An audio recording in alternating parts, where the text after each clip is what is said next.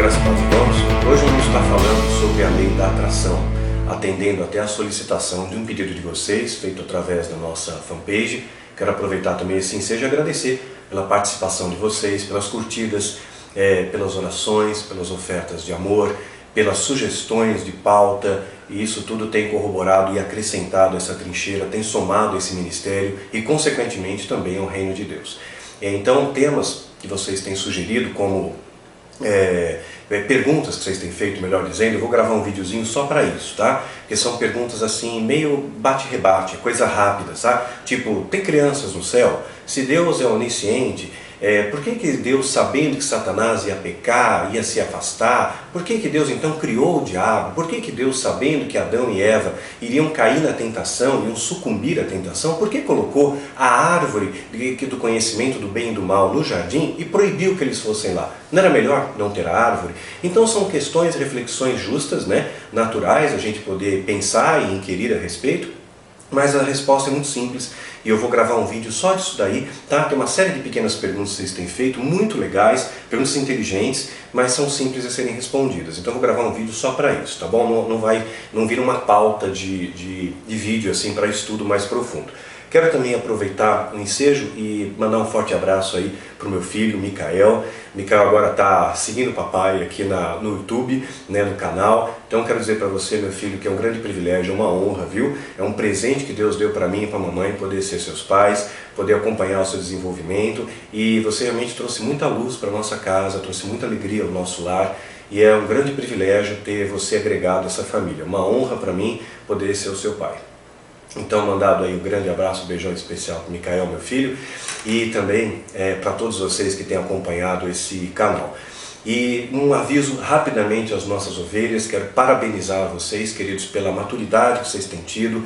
A gente está fazendo alguns ajustes no grupo, eu pensei em ter um grupo de 300 ovelhas, nós estamos com 200 e pouco agora, mas eu vou fechar o grupo por enquanto em 200, porque eu quero homogeneizar esse grupo, eu quero que a gente comece a caminhar na mesma vertente, na mesma marcha, no mesmo amor, dentro da mesma visão. Então é melhor a gente corrigir o rumo para esse grupo, e depois a gente reabre novamente e vamos fechar em 300. Eu prefiro ter 300 ovelhas e dar qualidade a essas 300 ovelhas do que 3 mil ou 30 mil, né? Para mim não importa a quantidade, importa a qualidade. Lembrando, o próprio Jesus treinou somente 12. Então é um pequeno grupo que faz grandes diferenças, e para mim tem sido um privilégio, uma honra também poder liderar vocês, poder apontar o caminho, e agradeço pela humildade que vocês têm recebido, às vezes as exortações, os puxões de orelha, porque isso faz necessário, né? De vez em quando a gente tem que corrigir a posição das velas, a gente tem que realinhar o barco para não perder o norte, né? Então parabéns pela maturidade desses que estão conosco. Para mim é muito gratificante poder ver que essas sementes estão caindo em solo fértil, vocês estão crescendo para a honra e glória do nosso Deus. Eu tenho visto muitas coisas bizarras em nosso meio, e quando a gente fala de lei da atração, e a Bíblia já fala que existe uma consequência para cada ação sua, quer dizer, Deus não se deixa escarnecer, tudo aquilo que o homem semear, ele também vai colher. Então existe causa e efeito, ação e reação para todas as coisas. Então a gente começa a ver, diante de tanta parafernália. Esses dias eu vi um vídeo na internet de um pastor que está lavando os fiéis com água e sabão para lavar o pecado. E as pessoas fazem fila ali, né? Então quanta enganação, quanta pirotecnia, quanto fogo estranho, quanta doutrina humana, quanta doutrina de demônio em nosso meio. E no meio dessa grande sopa, né, de engano, de mentira, como é que nós vamos discernir o que é verdade? Como é que eu vou atrair para a minha vida as coisas boas? Primeiro ponto que eu quero deixar para a sua reflexão. É muito importante que você tenha uma vida real de adoração a Deus. Que a sua vida seja um todo de adoração. O seu caminhar, o seu pensar, o seu agir. Tudo isso vem expressar a sua adoração a Deus. Porque adorar é um verbo, e verbo é ação, não é isso? E nós vemos que, como é que nós expressamos isso? Tem que haver uma expressão prática, né? Eu sei que Satanás é um bicho inteligente, enganou até mesmo os anjos, e ele estava junto com Deus no céu. O querubim ungido, o querubim da guarda, ele tinha uma posição de destaque, né? Já gravamos um vídeo, inclusive, chamado Querubim da Guarda, para você conhecer um pouco melhor essa história, o escopo da história de Lúcifer, né? Mas é interessante que quando ele está tentando Jesus no deserto, Mateus capítulo 4, verso 8, ele está dizendo assim: novamente transportou o diabo a um monte muito alto e mostrou todos os reinos do mundo e a glória deles. Mostrou isso para Jesus, para tentar Jesus com o poder, com a sedução, com o ter. Não é isso que hoje muitos profissionais da fé estão te aliciando? Olha, eu posso te dar reinos, eu posso te dar poder, eu posso te dar prestígio, eu posso te dar dinheiro. Isso daqui é cilado do diabo, isso não vem de Deus. Jesus recusou essa glória, Jesus recusou essa opulência, porque o nosso reino não é aqui, nosso reino é lá. Aqui nós somos peregrinos e estamos de passagem. Onde está seu coração,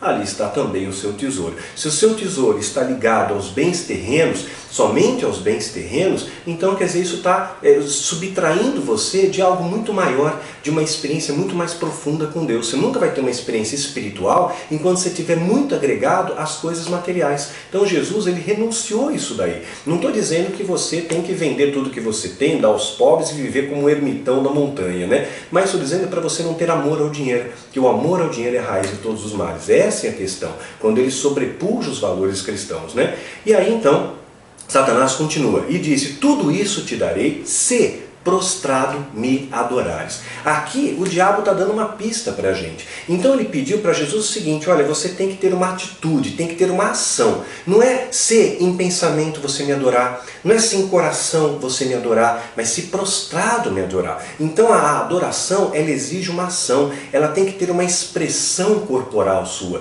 Às vezes eu vejo pessoas na base, a gente está ministrando louvor, tem pessoas paradas assim, olhando para o teto, dormindo, mexendo no celular. Quer dizer, isso é adoração? Será que de fato nós estamos adorando a Deus de todo o nosso entendimento, de todas as nossas forças, de todo o nosso coração? Então aquilo que você semeia, você colhe. Se você quer atrair coisas boas para você, você tem que buscar a Deus de fato, de verdade. Estando no centro da vontade de Deus, as bênçãos vão te seguir. Não é isso que a Bíblia nos diz? Deuteronômio capítulo 28. As bênçãos te seguem, você não corre atrás da bênção, a bênção vem atrás de você. E eu posso dar testemunho disso na minha vida. Eu não sou uma pessoa de posses, eu não busco isso, meu tesouro não está aí, meu tesouro está nos céus, e tudo aquilo que eu tenho, claro, eu procuro honrar as minhas contas, mas eu procuro também ajudar muitas pessoas, e é muito gratificante quando você estende a mão. Sabe, a Bíblia já fala que é melhor dar do que receber, e realmente eu tenho provado isso na minha vida, e posso dizer para você, meu irmão, minha irmã que está me vendo, é possível você ser um cristão legítimo no século XXI, é possível ter uma vida de santidade, não é utopia, não é uma fábula isso, é algo real. E quando você busca Deus, quando você está em Deus, Ele está em você. E essa sinergia faz com que você caminhe numa trilha de bênção, e nem o mal vai te tocar. Nessa trilha de bênção, o Senhor é teu pastor e nada vai te faltar. Mas para isso, Ele tem que ser o Senhor. Olha o que o texto diz: o Senhor é meu pastor e nada me faltará. Então, para Ele ser o seu pastor, antes Ele precisa ser o seu Senhor, Se você não coloca Deus como seu Senhor absoluto, Ele não será o seu pastor. E aí, talvez você seja subtraído de algumas coisas. Então, eu tenho provado na minha vida isso, não tem faltado, graças a Deus, a ração para meus bichinhos, não tem faltado roupas para a gente se vestir, acabamos ganhando muitas roupas. Agradeço a vocês pelo carinho, pela lembrança desse missionário que vos fala, desse soldado que vos fala, Às vezes uma pessoa faz uma compra de mercado para a gente, então não falta o pão sobre a mesa, não tem faltado isso, graças a Deus. Então é o necessário, é um maná cada dia, em tudo dai graças, eu agradeço a tudo que Deus tem me dado.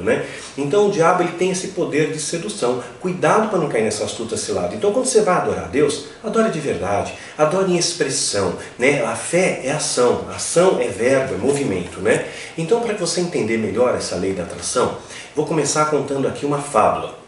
Um homem, ele tinha um grande carpinteiro, era um funcionário exemplar de uma grande empresa de carpintaria. Ele trabalhava 30 anos nessa empresa, e ele então falou para o chefe dele: olha, eu preciso me aposentar, eu quero passar um tempo com a minha família. E o chefe então diz: ok, é uma pena perder um funcionário valioso como você, mas vou te pedir uma última coisa. Tem uma casa que nós estamos trabalhando, nós temos que entregá-la em 2 meses. Trabalha nessa casa, e aí depois eu te dou a aposentadoria. E aquele homem então, de mau gosto, de má vontade, foi trabalhar naquela casa.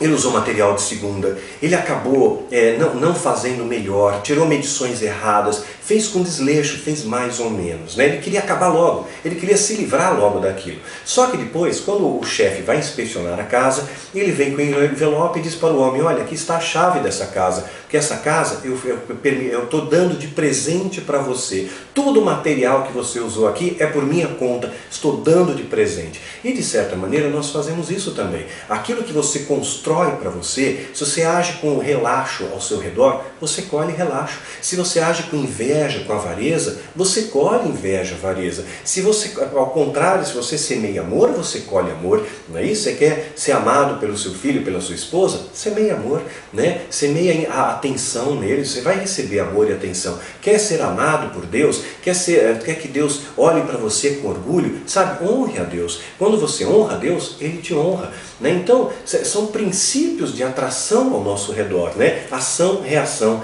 causa e efeito. O que você planta, você colhe. Então fica aqui uma dica: trabalha como se você estivesse fazendo para Deus, acima de tudo. Então na empresa que você trabalha, faça ali o melhor, faça para Deus, não está fazendo para homens, porque aí os homens vão ver: puxa vida, aquele funcionário é exemplar, ele faz algo com excelência, e vão ver Deus em você, que Deus dá o melhor, Deus não dá o pior, não faz mais ou menos, né? Então dance como se ninguém estivesse olhando, ame como se nunca você tivesse tido uma decepção, abrace e acolha as pessoas como se nunca ninguém tivesse te traído. Então não guarda rancor no seu coração, não fecha as portas do seu coração, que você vai se privar de amar e vai se privar de ser amado também. Então é importante ter esse coração aberto, porque Deus tem esse coração aberto. Jesus deixou muito claro: se alguém vier te pedir perdão, perdoa. E se a pessoa não pedir perdão, perdoa do mesmo jeito, sabe? Libera isso, tem uma vida mais leve, mais solta, sem rancor, sem mágoa, porque aí você vai atrair coisas boas para você também.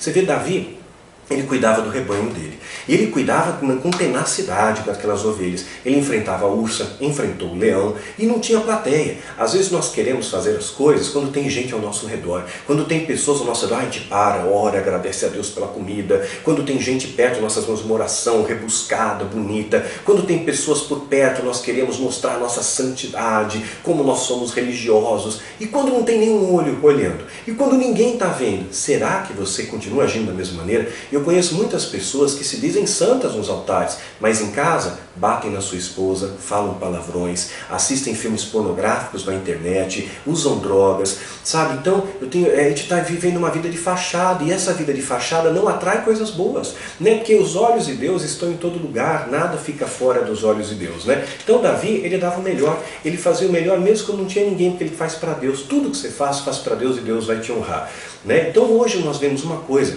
quando você tira, o ser humano, ele é muito interesseiro, né? É muito toma lá da cá, e esse interesse vem do diabo. O diabo não falou isso para Jesus: se você se prostrar e me adorar, eu vou te dar dinheiro, eu vou te dar poder, eu vou te dar glória. Se, existe uma condicional. Ele está negociando com Jesus, tem um interesse aí. A nossa adoração a Deus não é ligada: se eu adorar a Deus, Ele vai me dar dinheiro, Ele vai me dar poder, Ele vai me dar glória. Não, nossa adoração a Deus é por amor. Ame a Deus acima de todas as coisas. Então o amor, ágape, não está vinculado às coisas, né? Está simplesmente ama porque amo. Eu amo por gratidão, porque eu vivo por aquele que morreu por mim. Eu sou produto do sonho de Deus, eu vou fazer o melhor para Deus, porque eu amo esse Deus. Esse amor que quer agradar o coração do Pai. Esse amor legítimo que faz a diferença na sua vida. Não é o interesse. Hoje eu vejo muito mercantilismo na igreja, muito interesse. As pessoas só ofertam se tiverem uma recompensa. Se eu der 1.000, eu vou ganhar 10.000, eu vou ganhar mais. Eu vou me prostrar, eu vou adorar a Deus, porque aí de repente Deus vai me recompensar, Ele vai me curar, Ele vai me dar poder, Ele vai me dar autoridade, né? Então esse interesse, se você se despe do interesse, se você tira o valor do medo, né? Porque as pessoas conhecem a indústria do medo, que eu já falei em outros vídeos, né? Abarca muitas pessoas, muita gente está me engano nessa indústria do medo. Então, se você tira o medo, tira o interesse, restou somente o amor. E quanto vale esse amor?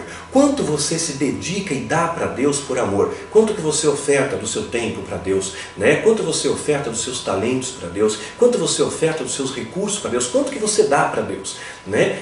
Sem vínculo nenhum, simplesmente por amor. O que nós fazemos por amor? Né? Eu, por amor ao meu filho, por exemplo, eu sempre procurei dar para ele o melhor que eu posso. Muitas vezes eu não pude dar o melhor, né? Mas eu procuro dar o melhor que eu posso. Então é assim, esse é o amor. Então eu vou dar o melhor que eu posso para eles, eu não vou dar o resto. Eu não vou dar esmola, não vou dar sobra para Deus. Você não daria isso para o seu filho, você não dá isso para sua esposa, não dá isso para o seu marido, mas para Deus eu dou a sobra, mas eu amo tanto esse Deus. Mentira, hipocrisia. Sabe aquilo que Jesus falou dos fariseus, hipócritas, sepulcros caiados? Está cheio disso ao nosso redor. Talvez você tenha passado por isso, talvez você está sempre tendo uma vida hipócrita e você não vai colher as bênçãos porque você está sendo falso. E Deus não abençoa o falso, não abençoa o mais ou menos, abençoa aquele que semente se entrega, se rende a Deus, dá o melhor a Deus. Eu conheci um casal, dentre muitos casais que eu tenho conhecido, mas teve um especial que ele se aproximou mais da gente, então eu pude conhecer melhor a vida deles. Ficaram 10 anos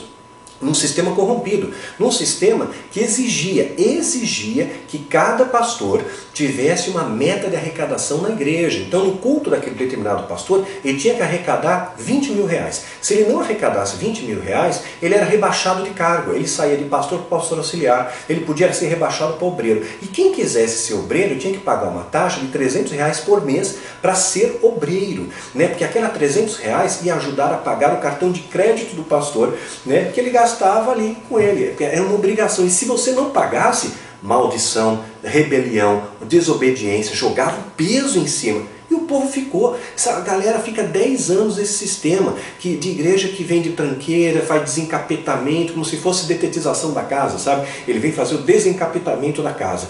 Então, cheio desse sistema de doutrina, eu recebi um e-mail de um outro grupo de pessoas que disseram o seguinte: eles estavam fazem parte de um ministério bastante conhecido, e eles estavam numa reunião com a liderança, e de repente uma mulher, que eles eram um casal, a mulher do casal, então a esposa do rapaz levantou a mão e quis dar uma opinião, né, quis conjecturar a respeito da pauta que eles estavam discutindo. O pastor líder dessa denominação disse para ela, vou reproduzir as palavras que ela mesma escreveu para mim: você não tem autoridade para falar aqui, você é mulher, você é somente um depósito de esperma. Palavra dura, vinda de um pastor, vinda de um líder denominacional extremamente conhecido na nossa nação, né? Se baixasse aí uma portaria de lei que fosse tributar pastores, somente um líder denominacional, um líder ia pagar mais 22 milhões de reais só de imposto, pela sonegação, só de multa, perdão, pela sonegação de impostos que ele faz,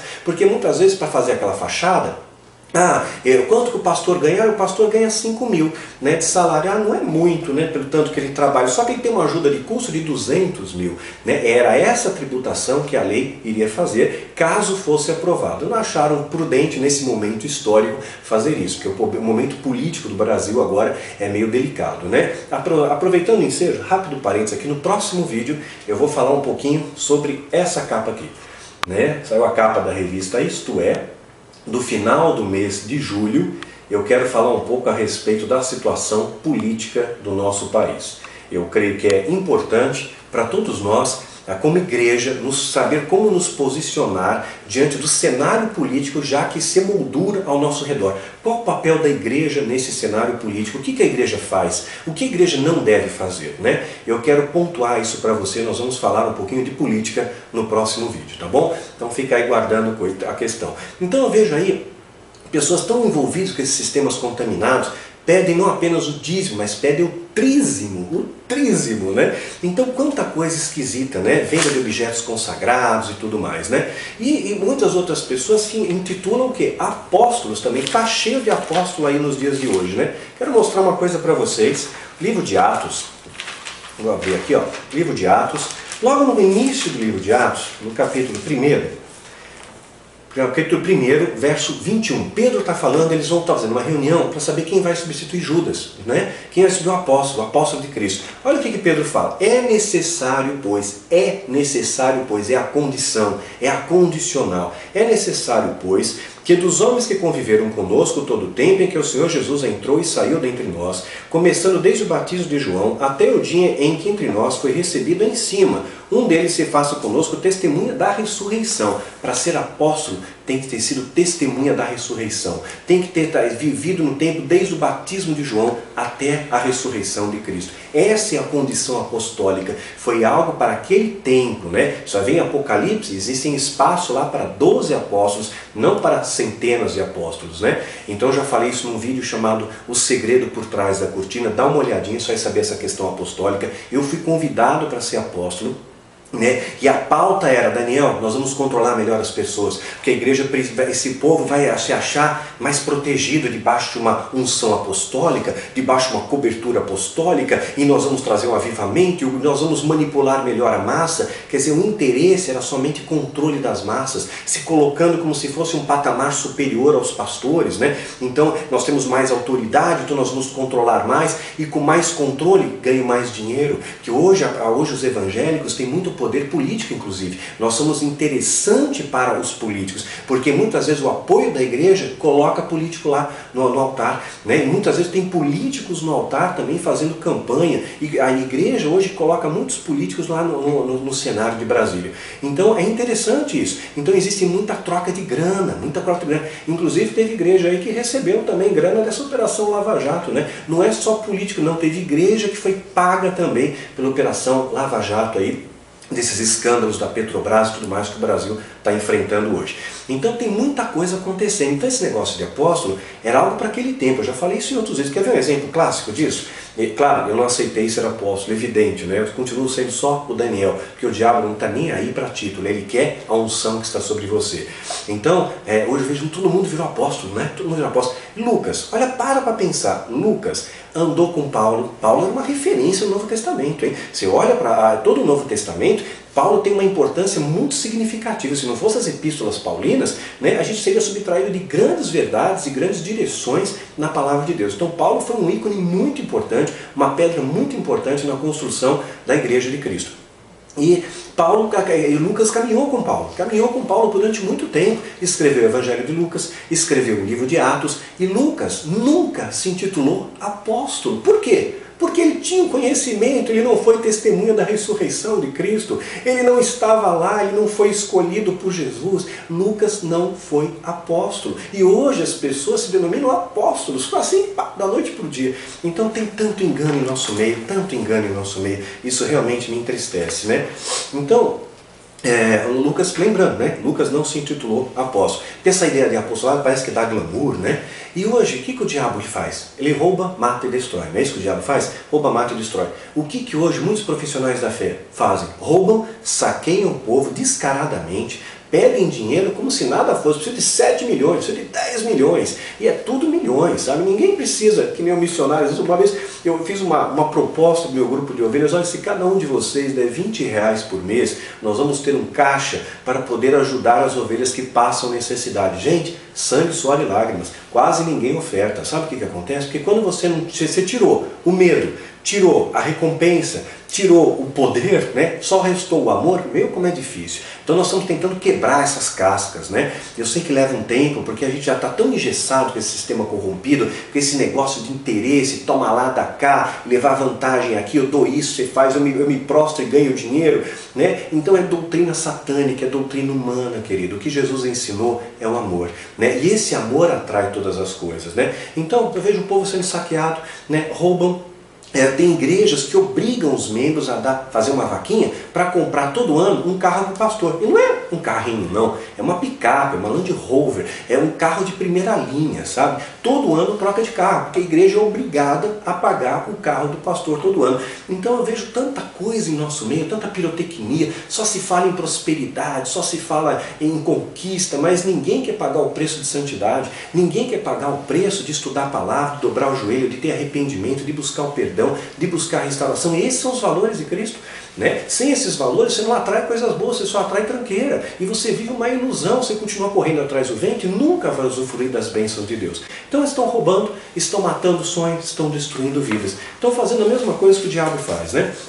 Hoje eu vejo líderes fazendo transferência de geração, unção do leão, unção dos seres viventes, vendendo objetos consagrados, declarações proféticas que nunca vingam, né? Quero só lembrar, profetizaram que Marina ia ser presidente. E esses mesmos que profetizaram e deram água, hoje, o que estão fazendo? Estão por aí ainda, e o povo continua adulando a eles.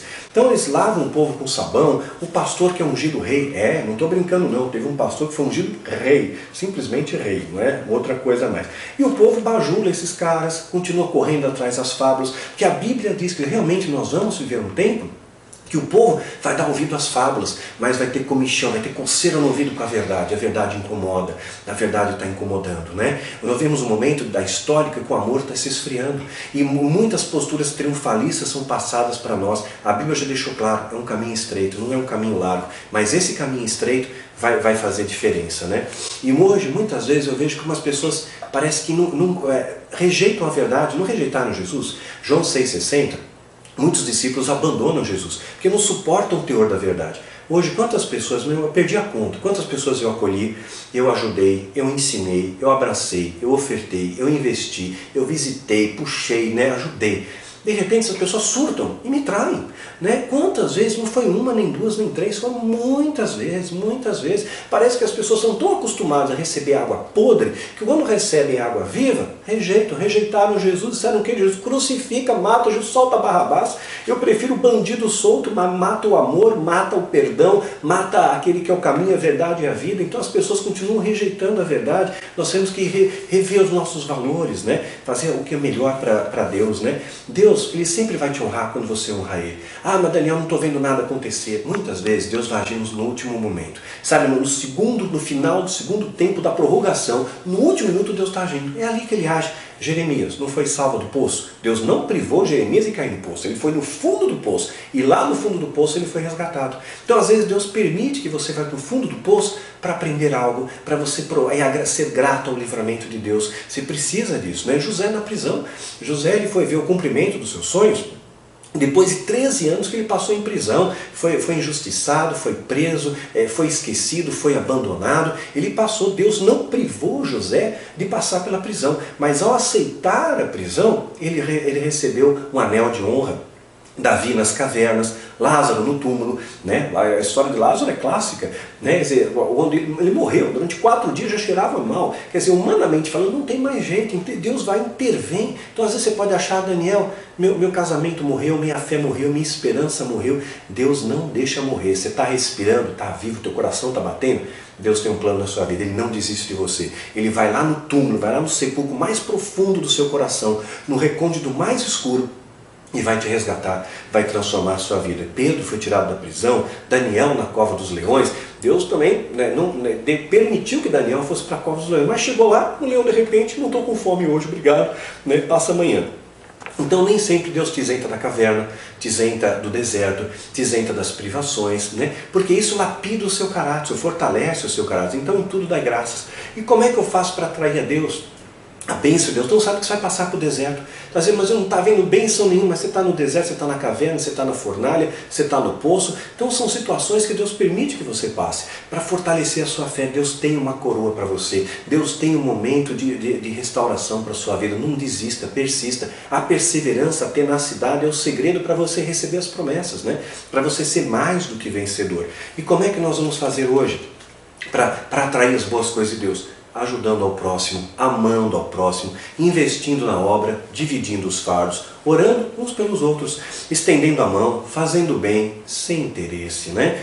Sendo motivado, não pelo medo, mas por amor, sendo impulsionado por esse amor, tendo prazer em servir, sendo servo e gratidão a Deus. Isso vai fazer com que você atraia coisas boas. Que hoje, quando a gente fala de lei da atração, esses livros de autoajuda, sempre eles têm um segredo, né? O código do segredo, o segredo do segredo, o segredo mais segredo que aquele segredo, sempre tem um segredo. E o crente não tem precisa de livro de autoajuda. A gente tem a ajuda do alto, o que é muito melhor para nós.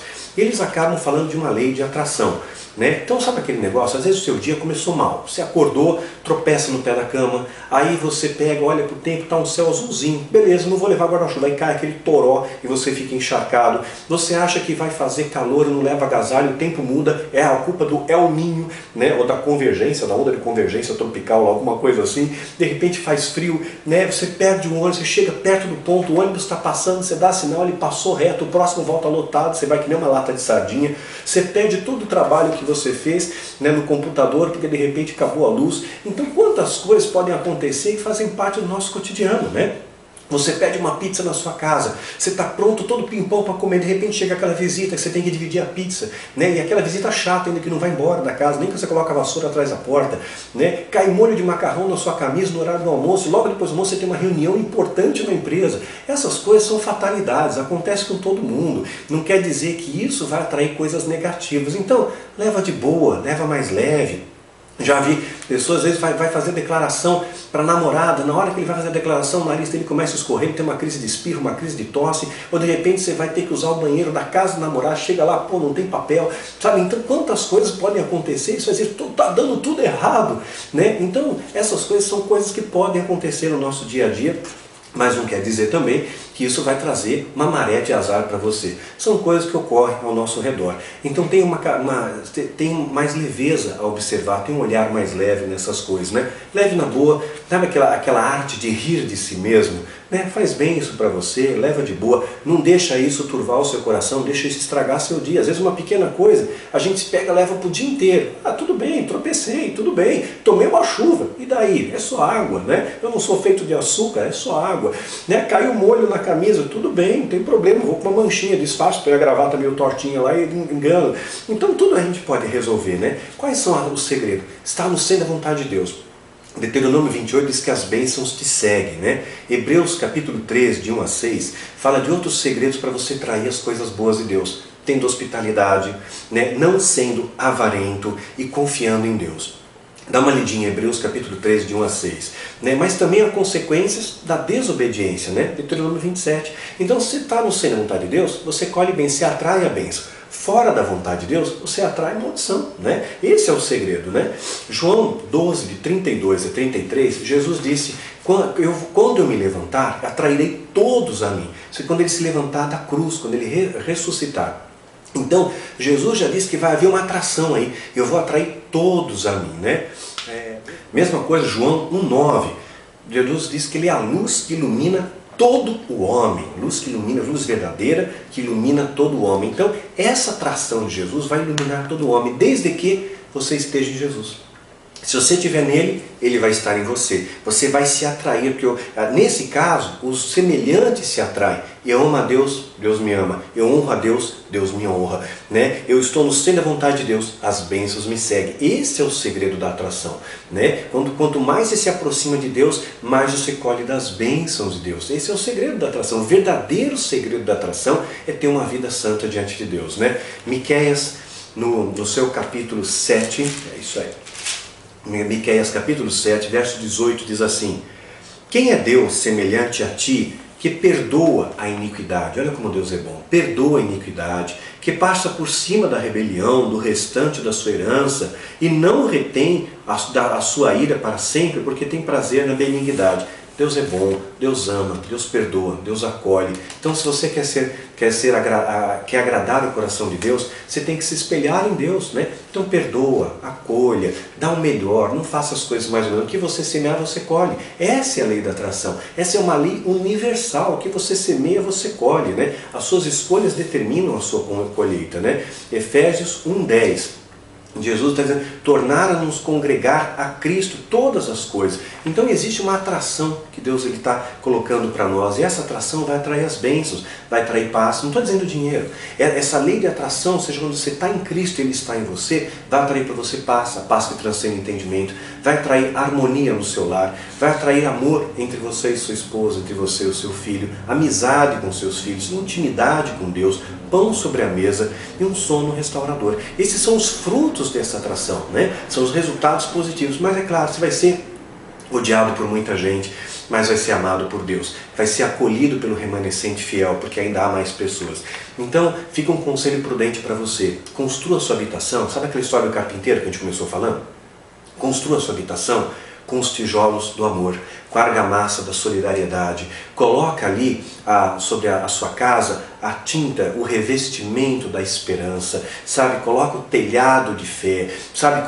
Reconstrua a sua casa com itens de boa qualidade. Não faça desleixadamente. Tudo que você faz para Deus, faça com excelência, né? Puxa, eu vou orar mesmo. Eu não vou orar no meio da oração, peraí, deixa eu atender o celular, deixa eu responder o WhatsApp. Ora, se dedica naquilo. Eu vou ler a palavra de Deus agora. Olha, não importa, tocou o telefone, tocou a campainha, vai esperar um pouco, eu estou lendo a palavra de Deus. Eu estou dando honra para Deus. É o meu tempo com Deus, né? Não deixa você ser subtraído disso, né? Não deixa esse vetor do interesse entrar no seu coração. Lembra que Satanás esprejou: se prostrado me adorares, eu te darei. Fuja dessa condicional. Jesus, quando ele fugiu, ele pegou, não cedeu essa tentação do diabo, e essa é a tentação mais presente dos nossos dias. Se você fizer isso, você recebe aquilo. Essa é a condicional, é diabólica. Deus não coloca essa condição. Deus, ele coloca no outro sim. Quando a gente vê, mas aquele que semeia mais, colhe mais. Está escrito, Daniel. Então tem uma condição, mas não está falando de dinheiro aqui, tá? Não está falando de poder. Aqui está falando de paz, aqui está falando de algo que transcende o nosso entendimento. Aqui está falando de valores espirituais muito mais nobres do que a mera matéria que o tempo leva, que a traça corrói, que o ladrão rouba. Não é algo que você pode perder, é algo que você ganha e você leva como bagagem para a eternidade. É muito mais nobre. Então construa a sua casa com o melhor, sem interesse. Tudo que você faz para Deus, faça por amor a Deus. Ame, né, com toda a intensidade, perdoe, abraça, acolhe, ande na terra como cidadãos dos céus. Eu posso dizer para vocês, queridos, é possível. Então se renda a esse amor, se entrega a Ele.